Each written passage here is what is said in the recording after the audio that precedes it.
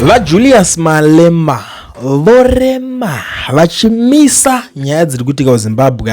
Murume akuma zvake haasi kufara nesituation yakaitika nezuro inova situation yekusainwa kweCAB3. Ininiwo zvangu ndakakula down ndakanyarara kwezvino zvimukundona ndatraya kuda kudzoka manje mugame kutraya kuda kurikafa because zvinhu zvacho zvava zvakandibata personally panyama nepamweya chaipo ndichinyatsonzwa kuti ndanga ndiri down. Ndakatraya I even failed to turn on the cameras. I even failed to come and sit on this chair because of the ndingati depression.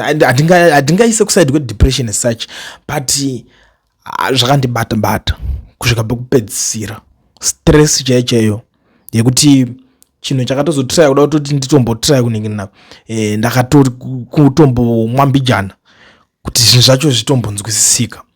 But anyways, without wasting much of your time, tukona Mr. Julius Malema, economic freedom fighters, vagara kubva kudhara vaingomiririra chinhu chese chinonzi muZimbabwe. Havana kana day ravakambosiya maZimbabweans vachichema. Havana kana day ravakambosiya chinhu chinonzi muZimbabwe chichirwadziwa, chichiomeserwa nekuda kwezvinhu zvinenge zvichiitika kuZimbabwe because nyaya yeCAB3 yanga yatemesa vanhu musoro. But panapa, I'm so excited with his statement through his political party EFF. The Economic Freedom Fighters notes with deep concern the decision by Zimbabwean President Mnangagwa to sign into law constitutional amendment extending the presidential term from 5 to 7 years, effectively postponing the next election until 2030. The liberation of Zimbabwe from settler colonialism remains one of the greatest victories in the history of Africa, and sacrifices made by countless freedom fighters can never be erased or diminished. However, no liberation movement acquires permanent entitlement to government simply because of its historic role in defeating colonialism. The legitimacy won on the battlefield must continually be renewed through the democratic consent of the people. For decades, ZANU-PF has increasingly behaved as though the people of Zimbabwe owe it perpetual political loyalty because it was the moment that led the liberation struggle. This dangerous mentality has transformed a liberation movement into an established that appears more concerned with preserving its hold on power than responding to the daily struggles of ordinary Zimbabweans. President Mnangagwa has failed to confront the profound economic hardships, unemployment, collapsing public services, and widespread poverty confronting the people of Zimbabwe. Millions of Zimbabweans continue to leave their homeland in search of opportunities across the African continent and beyond because of their own government has failed to create conditions for a dignified life. Instead of dedicating the full attention of the state to resolving these crises, the government has prioritized constitutional amendment that extends its stay in office. This is uncalled for. The extension of a presidential mandate through constitutional amendment rather than through the freely expressed will of the people at the ballot box represent a deeply disappointing development. It creates the perception that constitutional instruments are being manipulated to entrench political power instead of strengthening democratic accountability. The EFF believes that the people of Zimbabwe cannot be held hostage indefinitely by a government party. The revolutionaries understand that the political power belongs to the people and the leadership is exercised on their behalf, not over then any government that fears returning to the people for a fresh democratic mandate is one of its certain. It has lost the will of the people and should face the consequences or commit to better leadership.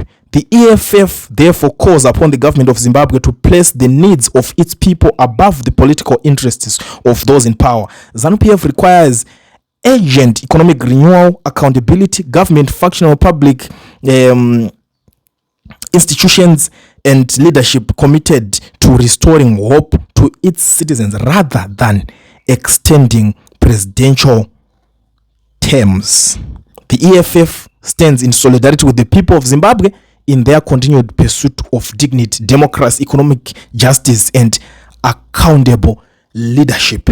Ndo shoko riri kubuda kubva kuna Mr. Julius Malema, the economic freedom fighters. Vabatwa nazvo kunzi akomana zvekuti vanhu pati yenyu yakaenda kuhondo ikazonorwa ikahwina ikazodii zvese zvezve aisiriyo kapasipoti yekuti makuramba muchingoda kungoramba makabairira panikini pasimba. Chinofanira kutoratidza kuti makaenda makarwira kutosirawo vamwe kuti varambe vachipinda so that legacy yoramba iringose ichingoendera kwete ngoti ndisu takaenda, ndisu toda kuramba tiripo, ndisu toda kuramba tichimhanya. Ndo zvimwe zvezvinhu zviri kutaurwa navamalema kuti zviri kuitwa izvozvo hazvisi right, ende munofanira kufokasa zvakanyanya nekugadzira kucreatira vana mabasa kwete kucreatira imimi mabasa kuti murambe imimi muri pamabasa. Hazvisi zvinhu zvakaita se zvakanaka izvozvo. So far pane chinhu ichi hama dzadiwa kutaura chokwadi chaizvezvi paakutyisa. I don't want to lie to you, paakubvira izvezvi dzango nyaya dzimwe dzekuti vazhinji vari kuti inini ndiri kuzodai so I'm going to stop this whole thing the way yakadai ndichazoshandisa nzira dzakadai so we will be waiting and we can't wait kuona munhu achauya achiita se achiisa help. Isusu as maZimbabweans ndinoona vamwe vanogara vachiblama kuti imimi guys manyanya kutiregerera because zvakazodai so munhu wese I'm sure aregerera the next generation.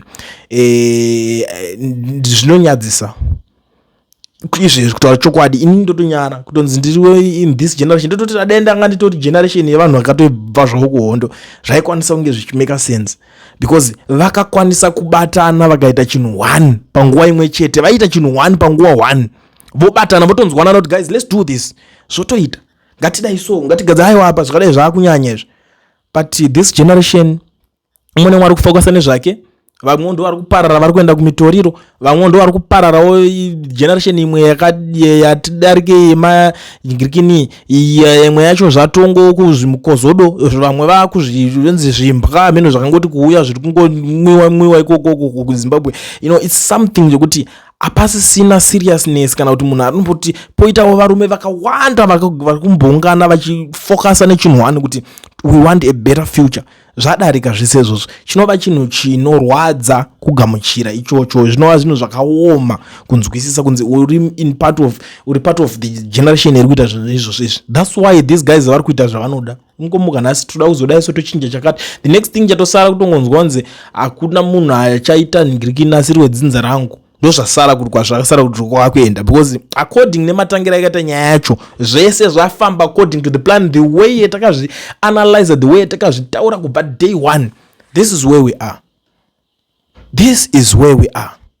But there is this one man anosimuka from a foreign land otaura kuti zvamaita izvi hazvisi zvinhu zvakanaka pakuti muri kufokasa nekuti murambe muri pagraft, hamusi kufokasa nekuti vana vawane magraft. It's something chekuti zvinoda kuombererwa maoko. Ukaona baba pa next door vakutoudza kuti iyo shamari iwe uchifokasa kana kutengera vana vako chikafu zviyo. Hauda ngofokasa nekuramba uchingoti ndini baba inini, uda ngofokasa nekungoramba uchingoningina. Chimbofokasa nekurayira muri.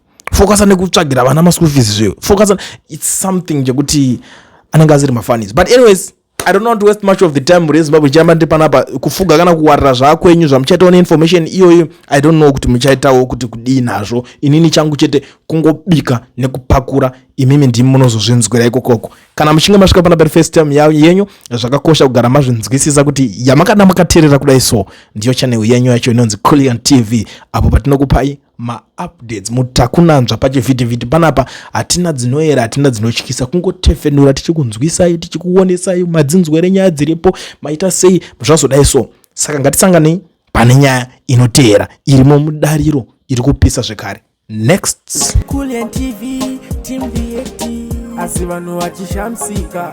Coolian TV haichadzika, saka subscribe wozolaika nechawana zvisapana chichazosha. Everybody say Coolian, yeah. Information is brilliant, yeah. Everybody say